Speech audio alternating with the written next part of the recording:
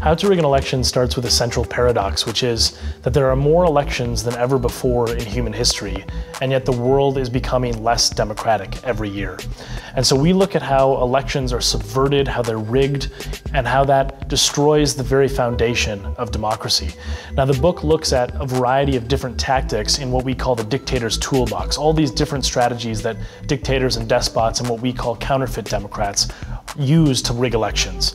But it also looks at how Western democracy is failing as a result of some of those subversions of democracy too, whether it be information warfare, hacking, gerrymandering, or any of the other varieties that exist in the Western world too. So we look at a global scale of election rigging, we diagnose the problem, we suggest solutions, but we also point the finger at the West and say that we're not immune from the crisis either.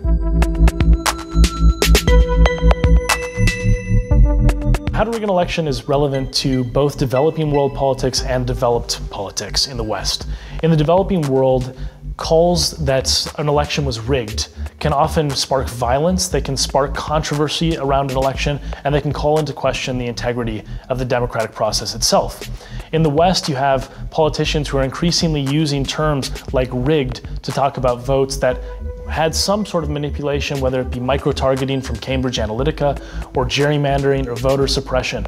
And all of these factors surround this very core concept of what democracy is. At the center of every democratic process is an election. And if we get that wrong, then we cannot ever hope to save democracy from its current crisis.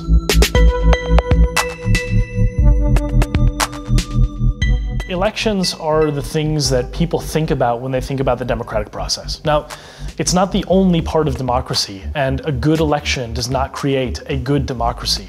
But a bad election does necessarily create a bad democracy. And it's why when we think about how we can save and deal with the crisis of polarization and political extremism that is tearing our societies apart, we have to be sure that the election quality is unimpeachable, that it is absolutely perfect, and that the integrity of the democratic process is maintained.